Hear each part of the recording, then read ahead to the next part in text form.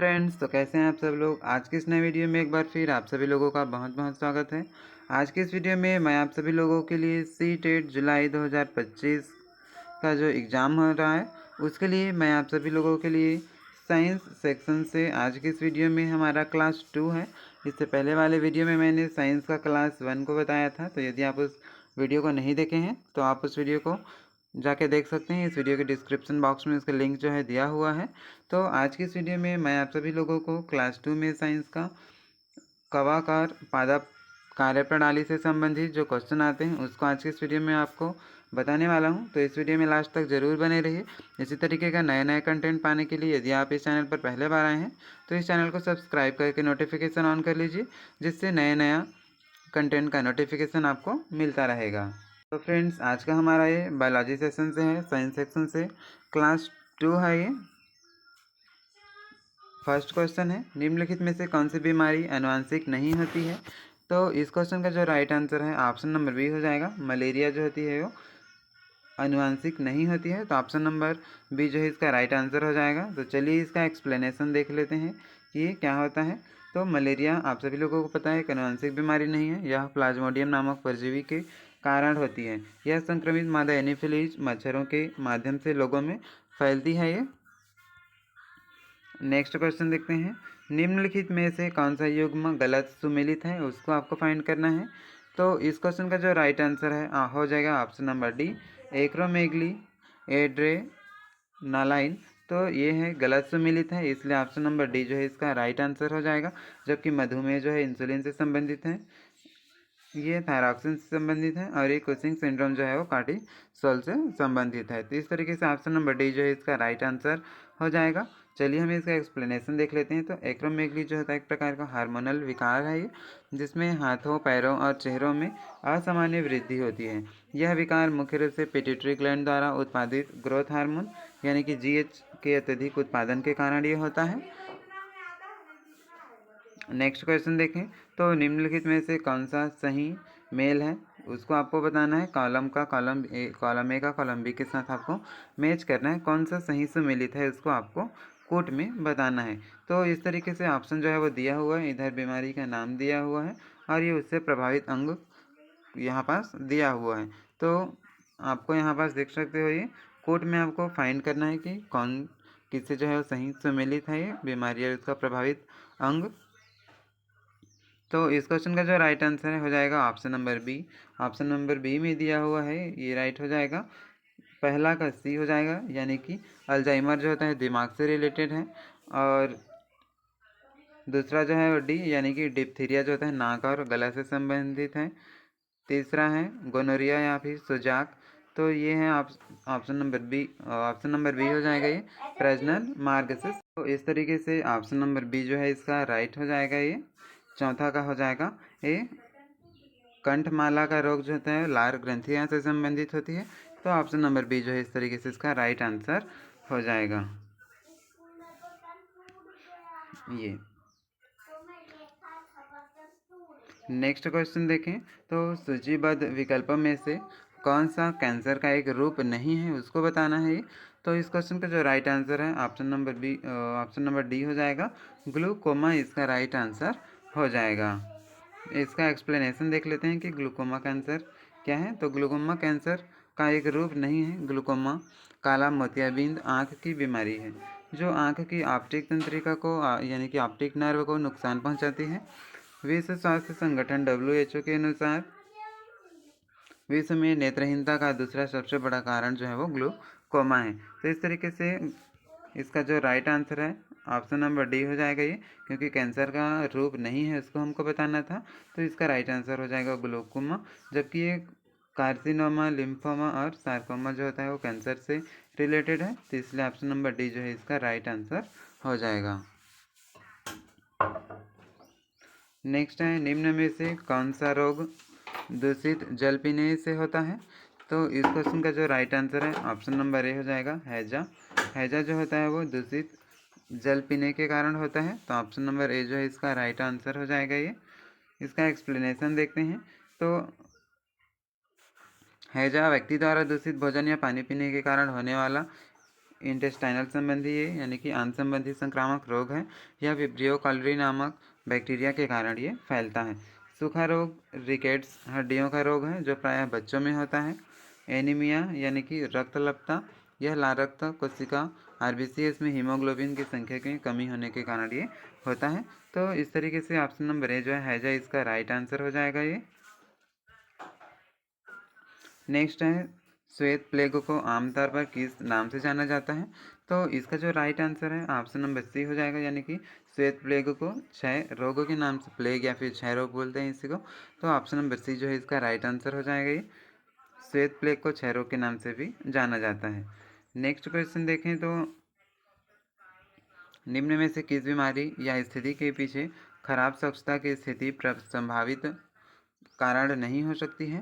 तो इस क्वेश्चन का जो राइट आंसर है ऑप्शन नंबर बी हो जाएगा, यानी कि गठिया इसका राइट आंसर ये हो जाएगा। एक्सप्लेनेशन देखें तो गठिया रोग मूलतः प्यूरिन नामक प्रोटीन के मेटाबॉलिज्म की विकृति से होता है, जिससे खून में यूरिक एसिड की मात्रा बढ़ जाती है और यही एसिड जो होती है वो जोड़ों में इकट्ठा हो जाती है, जिसके कारण दर्द महसूस होता है, जिससे गठिया रोग के नाम से इसको जानते हैं। इससे जोड़ों में दिखता रही दर्द की शिकायत रहती है इससे।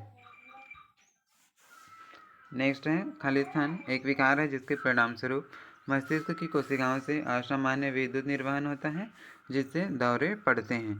तो इस क्वेश्चन का जो राइट आंसर है ऑप्शन नंबर सी हो जाएगा, यानी कि एपिलेप्सी जो है इसका करेक्ट आंसर ये हो जाएगा। तो इसका एक्सप्लेनेशन देखें तो मिर्गी यानी कि एपिलेप्सी एक विकार है जिसको मिर्गी बोला जाता है सामान्य भाषा में, जिसके परिणामस्वरूप मस्तिष्क की कोशिकाओं से असामान्य विद्युत निर्वहन होता है, जिससे दौरे जो होते हैं वो पड़ने लगते हैं। तो जिस भी इंसान को मिर्गी आता है उसको दौरे जो होते हैं वो समय समय पर इसको पड़ते रहते हैं।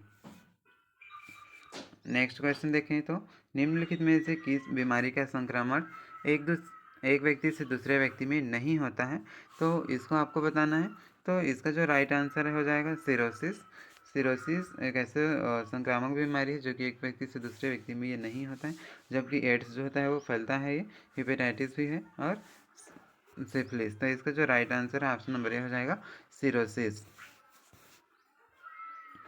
एक्सप्लेनेशन देखें तो एड्स हेपेटाइटिस बी और सिफिलिस संक्रामक रोग है, जबकि सिरोसिस यकृत से संबंधित बीमारी है जो अत्यधिक मदिरा सेवन करने से होता है। यह असंक्रामक होता है। संचरणीय या संक्रामक रोग जीवाणु, विषाणु, कवक, प्रोटोजोआ आदि सूक्ष्म हानिकारकों जीवों के कारण होता है। इनका संचरण जो होता है जलवायु, भोजन, शारीरिक संपर्क आदि द्वारा होता है। असंचरण या असंक्रामक रोग वे रोग जो संक्रमित व्यक्ति से स्वस्थ व्यक्ति में ट्रांसफ़र नहीं होते हैं। ऐसे आनुवंशिक बीमारी, जोड़ों का दर्द, मधुमेह या फिर कैंसर आदि होता है। नेक्स्ट क्वेश्चन देखें तो निम्न में से क्या वेरिसेला जोस्टर नामक वायरस के कारण होती है? निम्नलिखित में से कौन सा इसमें से दिया हुआ ऑप्शन है जो कि वेरिसेला जोस्टर नामक वायरस के कारण ही होता है, यानी कि वायरस संक्रमित रोग है ये? तो चेचक इसका जो राइट आंसर हो जाएगा ये option number B. Chickenpox यानी चेचक नामक बीमारी एक संक्रामक रोग है। यह वेरिसेला जोस्टर नामक विषाणु के कारण होता है। इस बीमारी में शरीर पर चकते या फिर लाल दाने जो होते हैं वो बनने लगते हैं। नेक्स्ट क्वेश्चन देखें निम्नलिखित में से किसकी पहचान विडाल टेस्ट से किया जाता है, विडाल परीक्षण से? तो इसका जो right answer option number C हो जाएगा, यानी कि टाइफाइड जो होता है तो टाइफाइड टेस्ट कराते हैं तो इसके लिए विडाल टेस्ट किया जाता है। तो ऑप्शन नंबर सी जो है इस क्वेश्चन का राइट आंसर ये हो जाएगा। मनुष्यों में एक्सप्लेनेशन देखें तो मनुष्य में टाइफाइड ज्वर के संक्रमण का कारण साल्मोनेला टाइफी नामक जीवाणु से होता है। ये बैक्टीरियल डिसीज है। ये दूषित पानी और भोजन के माध्यम से यह जीवाणु वायरस मानव के इंटेस्टाइन तक पहुंचता है और इंटेस्टाइन को प्रभावित करता है। टाइफाइड ज्वर की पहचान प्रमुख रूप से विडाल टेस्ट से किया जाता है। एलाइजा टेस्ट का प्रयोग सामान्य तौर पर HIV इन्फेक्शन का पता लगाने के लिए इसका प्रयोग जो है वो किया जाता है। तो इस तरीके से इस क्वेश्चन का जो राइट आंसर हो जाएगा ऑप्शन नंबर सी, यानी कि टाइफाइड ज्वर। यदि अभी तक आपने इस वीडियो को लाइक नहीं किया है तो इस वीडियो को लाइक ज़रूर कर दीजिए। और इसी तरीके के नए नए कंटेंट पाने के लिए यदि आप इस चैनल पर पहले बार आए हैं तो इस चैनल को सब्सक्राइब करके नोटिफिकेशन ज़रूर ऑन कर लीजिए। साथ ही साथ इस वीडियो को अपने सभी व्हाट्सएप ग्रुप में फ्रेंड के साथ शेयर ज़रूर करें जिनका सीटेट जो है वो क्वालिफाई नहीं हो पा रहा है। तो उन लोगों के लिए यहाँ पर 2025 में एक बार अर्जी लाने के लिए बहुत बढ़िया ये मौका है। तो आप सीटेट जो है एक बार में निकालना चाहते हैं तो इस चैनल को सब्सक्राइब करके नोटिफिकेशन ज़रूर ऑन कर लीजिए। हीमोफोबिया खालिस्तान का डर है। तो इस क्वेश्चन का जो राइट आंसर है ऑप्शन नंबर बी हो जाएगा। रक्त हीमोफोबिया जो होता है वो रक्त का डर है। तो इसका एक्सप्लेनेशन देखें तो हीमोफोबिया रक्त का एक गहन भय है।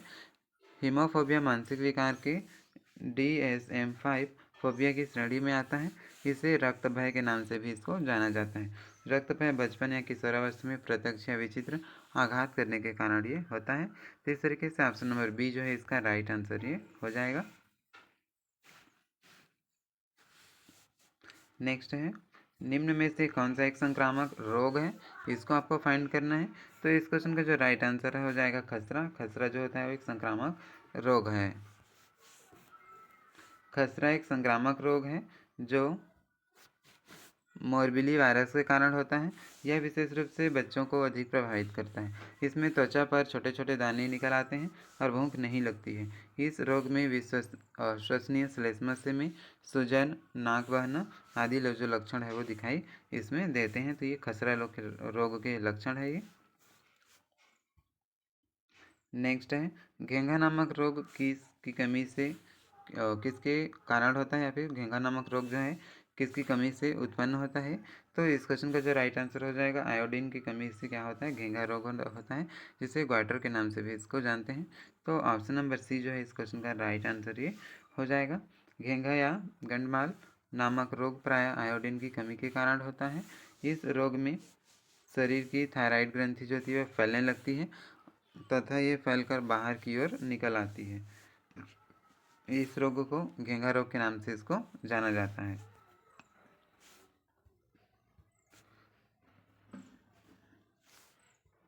नेक्स्ट है विल्स रोग। विल्स रोग में कौन सा अंग प्रभावित होता है इसको बताना है आपको। तो इस क्वेश्चन का जो राइट आंसर है ऑप्शन नंबर डी हो जाएगा यानी कि किडनी जो अंग है प्रभावित होता है विल्स रोग से। विल्स रोग बैक्टीरिया में होने वाला रोग है और बैक्टीरिया से होने वाला रोग है। यह लेप्टोस्पिरा नामक बैक्टीरिया के कारण ये होता है। यह रोग प्रायः जानवरों के मूत्र, मांस और खून के संपर्क में आने से फैलता है। इस रोग में किडनी पर प्रभाव पड़ता है तथा भारत में इस रोग के लगभग 5000 मामले जो है प्रति वर्ष सामने आते हैं। तो इस तरीके से इसके आंकड़ा का सामना लगा सकते हैं। प्रति वर्ष ये 5000 लोगों को प्रभावित करते हैं। तो विल्स रोग जो होता है वो किडनी को प्रभावित करने वाला रोग है। नेक्स्ट है एड्स का विषाणु किसकी वृद्धि को प्रभावित करता है। तो इसका जो राइट आंसर हो जाएगा रक्त में टी सेल की वृद्धि को ये प्रभावित करता है। तो इस तरीके से ऑप्शन नंबर सी जो है इस क्वेश्चन का राइट आंसर ये हो जाएगा। एड्स विषाणु रक्त में उपस्थित टी सेल को प्रभावित करते हैं। इस रोग से ग्रस्त व्यक्ति की प्रतिरोधक क्षमता जो होती है समाप्त हो जाती है। एड्स से संक्रमित होने पर HIV वायरस रक्त में मौजूद T4 लिम्फोसाइट की इंटरल्यूकिन बनाने की क्षमता को नष्ट कर देते हैं जो कि वायरस के संक्रमण की सूचना देते हैं जिसके कारण रोगों से मुकाबला करने वाली T8 और B लिम्फोसाइट को सूचना नहीं मिल पाती और पूरे शरीर में ये फिर फैल जाती है। तो टी सेल जो है इस क्वेश्चन का राइट आंसर हो जाएगा ये। लेप्टोस्पायरोसिस इस रोग जो निम्नलिखित में से किससे होता है लेप्टोस्पायरोसिस। तो इनमें से कोई नहीं, ये विषाणु कवक प्रोटोजोआ किसी से नहीं होता है। तो इस क्वेश्चन का जो राइट आंसर है इस तरीके से ऑप्शन नंबर डी जो है ये हो जाएगा। एक्सप्लेनेशन देखें तो लेप्टोस्पायरोसिस एक जीवाणु जनित बीमारी है। यह लेप्टोस्पायरा इंटेरोगेंस नामक जीवाणु से उत्पन्न होता है। यह रोग इन जीवाणु से संक्रमित पशुओं के दूषित यूरिन से फैलता है। इसका घातक दुष्प्रभाव किडनी या फिर लीवर पर ये दिखाई पड़ता है। नेक्स्ट है फ्रेंड्स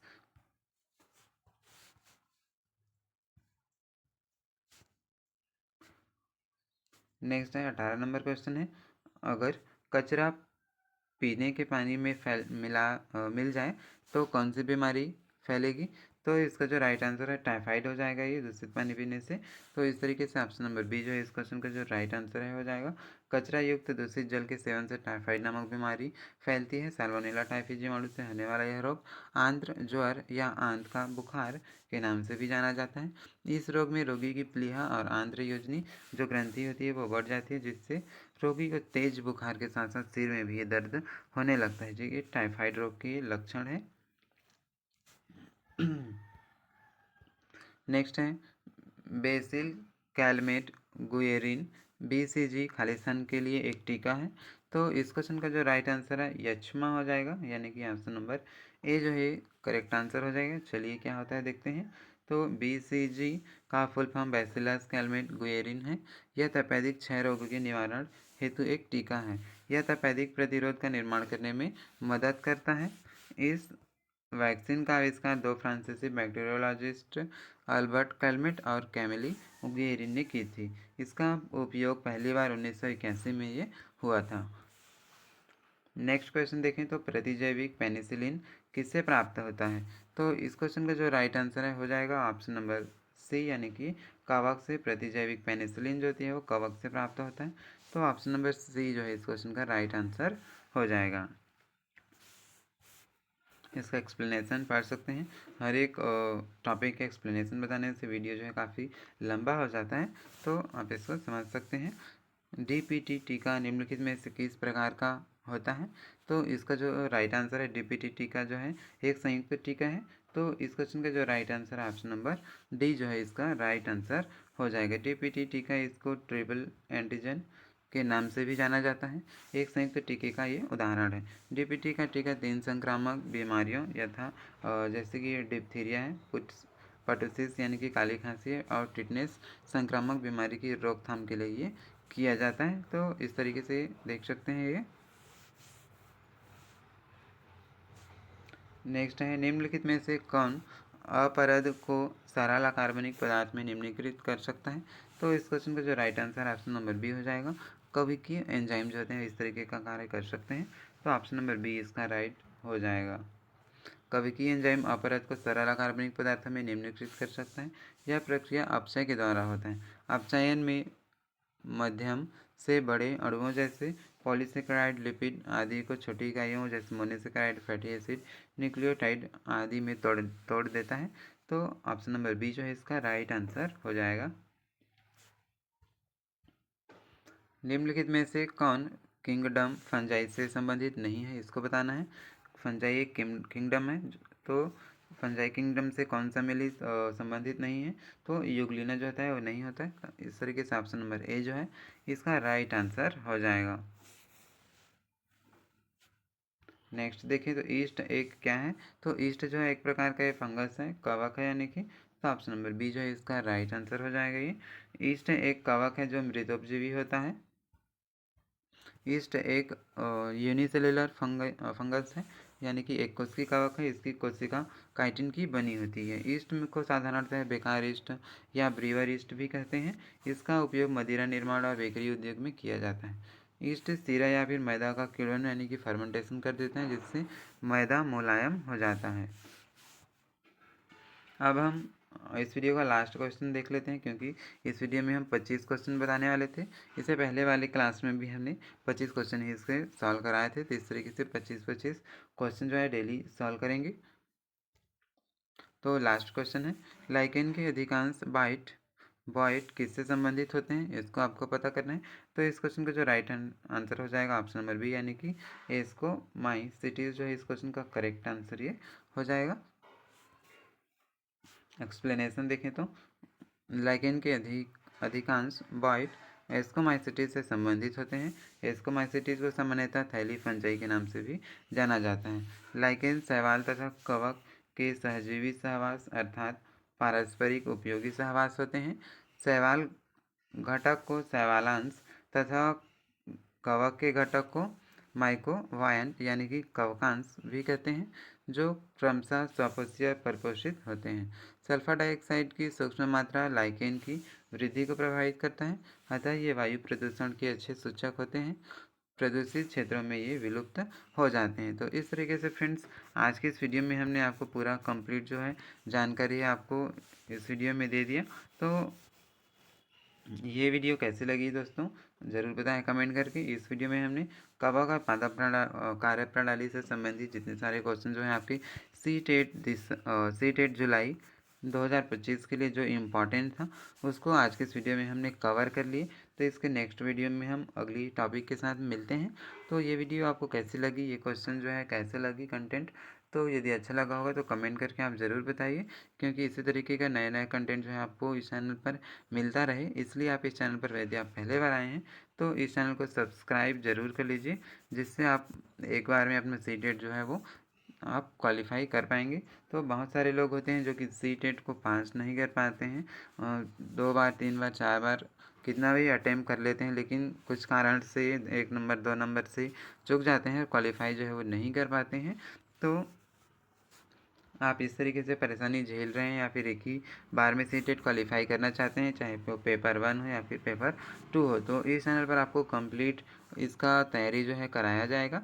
तो आप इस चैनल पर यदि आप पहले बार आएँ तो इस चैनल को सब्सक्राइब करके ज़रूर नोटिफिकेशन ऑन कर लीजिए, जिससे मेरे नए नए वीडियो का नोटिफिकेशन आप तक पहुँच पाए। तो मिलेंगे इसी तरीके से अगली वीडियो में किसी अन्य टॉपिक के साथ।